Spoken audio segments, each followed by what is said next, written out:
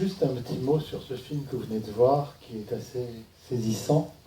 Je vous donne des petits détails sur le film. D'abord, c'est le film le plus complet alors qu'il est le plus ancien, pour une raison très simple, c'est que le cinéaste Michael Verhoeven, grâce à une amie commune, avait pu obtenir du secrétaire général du Parti communiste de RDA les protocoles des interrogatoires. Ce que les autres cinéastes n'avaient pas pu avoir et ce que beaucoup d'historiens n'avaient pas. Donc ça, c'est une chose. La deuxième chose qui est très intéressante sur ce film, c'est que je vous ai dit qu'il avait été très difficile de tourner. Il a fallu attendre les années 80, le tout début des années 80, pour que l'on tourne quelque chose sur les choses. On a dit que ces histoires-là, les films, les cinéastes qui ont tourné ça, hein, c'est la génération de Steindorf, de Margaret von Trotta et de quelques autres, sont des enfants de 68. Un petit incident du tournage dit bien l'atmosphère qui pouvait régner à cette époque-là. Vous avez vu la scène où il y a des mots Freiheit, liberté, tagués sur les murs de nuit. Il se trouve que Michael Verhoeven raconte l'incident. Un Allemand, Alan Kepes, a aussitôt téléphoné à la police, qui est arrivé et qui a voulu arrêter les acteurs qui étaient en train de faire des inscriptions sur les murs. Et la police a hésité. Il a fallu parlementer pendant longtemps pour faire comprendre aux policiers qu'il y avait les permis de tournage, que tout ça était dans l'ordre et que ça n'était pas du vandalisme public. Troisième chose, qui est un peu plus surprenante étant donné l'engagement politique de Verhoeven, c'est que vous connaissez la carrière de Verhoeven, qui a écrit, qui a tourné Mère Courage, qui a tourné Le Soldat Inconnu, qui a tourné un très beau film, qui peut-être sera un jour projeté ici s'il ne l'a été, qui s'appelle Une sale fille. Une sale fille, Schrecklich, Das Schrecklich Mädchen. Une sale fille, c'est une jeune femme qui va dans une bibliothèque et puis qui cherche ce qui s'est fait dans son village et qui découvre des choses assez sordides sur les gens qu'elle regarde autour d'elle. Et puis, elle trouve des belles choses aussi.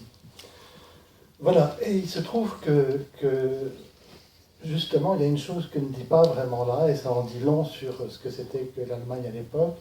Vous avez remarqué que la question juive n'est pas au cœur de ce film-là. Or, il se trouve que dans le 6e tract, je crois, les Scholl et la Rose Blanche ont été les premiers à condamner ce qu'ils appellent le plus grand crime de l'histoire humaine. À l'époque, ils chiffraient, on était fin 42, décembre 42, je crois, ils chiffraient le nombre de victimes à 300 000. Mais ils disaient déjà c'est le plus grand crime de l'histoire humaine, et pour eux, tuer un juif, effectivement, c'était porter atteinte à l'humanité. C'est un aspect du film qui est assez surprenant aujourd'hui, et évidemment, dans les films de Mark Rothmond, la question juive est plus en évidence. Alors la question qu'on peut se poser, c'est quelle est l'efficacité, parce que là vous avez vu que ça se termine par une guillotine, c'est très clair, c'est très brutal. Il faut dire que la personne qui les a jugés, Roland Freisler, c'était tribunal spécial de cette controverse. Alors il y a eu un autre effet que celui qu'on a dit, c'est la réhabilitation et l'annulation des sentences, mais ces films autour de Scholl ont eu un très grand impact sur tous les débats en Allemagne autour de est-ce qu'il faut créer des tribunaux spéciaux pour les gens de la bande Abadère, etc., etc. Donc ça a eu un impact politique très important. Mais sur le coup, il y a eu un autre effet qui est absolument passionnant, c'est que vous avez vu que les Scholl et le groupe de la Rose Blanche avaient essayé très timidement de prendre contact avec des gens dans l'armée qui pouvaient penser, le film dit bien, si on gagne la guerre, c'est pas forcément la peine de faire la résistance. Il se trouve que quand on a appris l'exécution, ça a été diffusé dans toute l'Allemagne par des petites affiches noires qui étaient faites pour terroriser la population, la nouvelle s'est répandue partout. Elle s'est répandue en France, elle s'est répandue aux États-Unis. Thomas Mann a écrit un article disant qu'il pleurait de joie de voir des jeunes faire ça. Rek Malek Zeven, qui était un opposant de la première heure, qui a écrit son journal, dit c'est absolument merveilleux, ces jeunes nous donnent une leçon de liberté. Plus important encore, des généraux impliqués dans l'attentat de juillet 1944, comme Ulrich von Essel, disent mais qu'avons-nous fait, nous, pour ne pas être capables de ce que sont capables de faire ces jeunes gens. Une autre façon de dire l'histoire, plus personnelle, et j'en viens tout de suite à Yanina, Ces affiches-là ont été vues dans tout le Reich, y compris à Vienne. À Vienne vivait quelqu'un qui est devenu l'une des plus grandes écrivaines autrichiennes, avec Ingeborg Bachmann. Cette femme s'appelle Ilse Eschinger. Certains de ses romans ont été traduits en français, aux éditions Verdier, sa poésie aussi, une toute petite partie. Et cette femme raconte, et toute son œuvre en fait est empreinte de ce souvenir.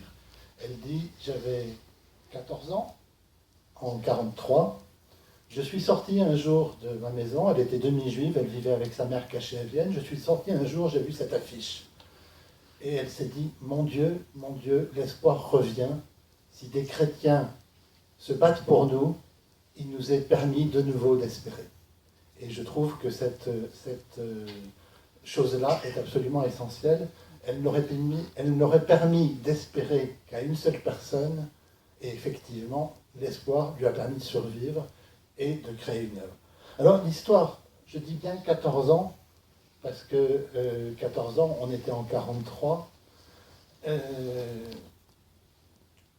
C'est à quelque chose près l'âge de Janina, quand elle sort du ghetto de Lvov, puis du camp Janowski, exfiltrée par la résistance polonaise.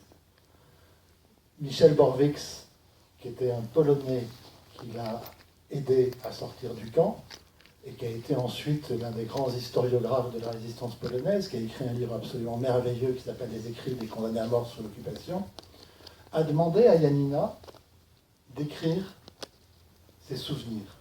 Et donc, toute l'histoire est racontée de manière admirable dans le petit livre que Janina signera tout à l'heure. Tous les détails y sont, Janina vous les dira. Ce qui est formidable, c'est que cette petite fille qui a écrit ce livre si déchirant, si lucide, avec un regard puissant, c'est un livre qui ne ressemble à aucun autre. Pour ça, on ne peut pas dire, il ne faut pas dire, j'ai déjà lu des témoignages sur le ghetto de Lvov, j'ai déjà lu des témoignages sur ceci, cela. On n'a jamais lu la même chose. Et donc c'est un livre absolument capital. Et il se trouve qu'ensuite, Janina, elle vous le racontera elle-même, est allée en Israël, elle a fait beaucoup de choses, elle a fait une grande carrière de chimiste. Et à la fin de sa carrière professionnelle, elle a décidé de consacrer, je crois, 8 années de sa vie au Scholl. 10 ans, à faire une somme sur la rose blanche. Et je dois dire qu'il n'existe pas, à l'heure actuelle, d'équivalent. Donc c'est en souvenir de ce camp, cette espèce d'engagement. Donc c'est un livre qui existe en hébreu. S'il y a des éditeurs dans la salle, vous avez une traductrice de l'hébreu, vous avez le livre, il n'y a plus qu'à se décider. Et malheureusement, il n'existe pas d'équivalent en France. Il a fallu... on avait une édition des tracts, on avait une édition relativement récente des lettres et des journaux de Scholl. Les autres membres ont écrit des carnets des lettres qui sont publiés en Allemagne, mais ça n'existe pas en français. Et donc il y a tout un travail à faire. Et ce travail-là, donc Janina Echeles l'a fait, sans doute en fidélité aussi à l'égard des gens qui l'ont aidé et qui l'ont sauvé, et avec un désir toujours de lucidité, d'engagement. Et en réalité, il y a eu des films de Scholl à chaque génération depuis une vingtaine d'années. Des sociétés dans le monde entier se sont créées au nom de Scholl. Il y a une société Scholl, par exemple, qui s'est beaucoup battue pour le Darfour, etc., etc. Et donc, chaque fois qu'on parle de Scholl, il y a un miracle. Aujourd'hui, le miracle, c'est la présence de Janina Echeles, qui va vous parler des Scholl, de son livre et de son itinéraire.